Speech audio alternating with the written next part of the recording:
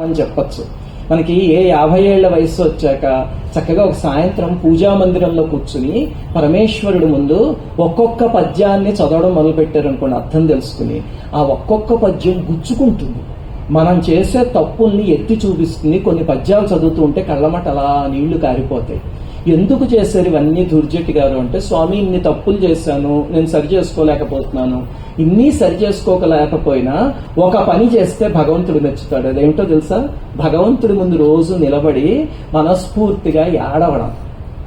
ఏడిస్తే చాలంతే. దుర్జటి గారు చేసిన పని అదే. రోజు వెళ్ళి స్వామి దగ్గర, రాత్రి అక్కడ వేశ్యావాడికి వెళ్తే పక్క రోజు ఉదయమే స్వామి దగ్గరికి వెళ్ళి, స్వామి నేను తప్పు చేశాను, మాన్చుకోలేకపోతున్నాను అని ఏడ్చేసాడు. చివరికి పరమేశ్వరుడు ఎంతటి యోగాన్ని కల్పించారంటే, మీలో చాలా మందికి తెలుసో తెలియదో, శ్రీకాళహస్తిలో గోపురం కింద, గడప కింద ఇప్పటికీ దుర్జటి గారి సమాధి ఉంది. అంటే ఏ గోపురం అంటే రాజగోపురం కాదు. మన ఆలయం లోపలికి వెళ్తుంటే మహాద్వారం పైన గోపురం ఉంటుంది, ఆ ఎదురుగుండా దక్షిణామూర్తి కనిపిస్తూ ఉంటాడు మనకి. ఆ గోపురం గడప కింద దుర్జటి గారి సమాధి ఇప్పటికీ ఉంది.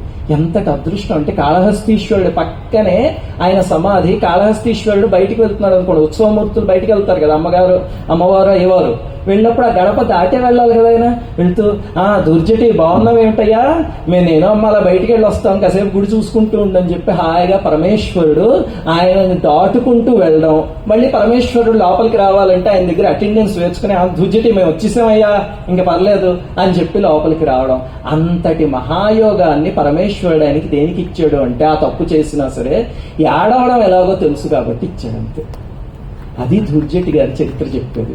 ఇప్పుడు ఇవన్నీ ఎందుకు చెప్పడం అండి అంటే, సామాన్యంగా మనకి దుష్కర్మ ఉంటుంది కదా, కరడగట్టిపోయిన కర్మలతోనే పుడతాం మనందరం. ఆ కర్మలే లేకపోతే ఏ దేవతల లోకంలోనో పుట్టుండే.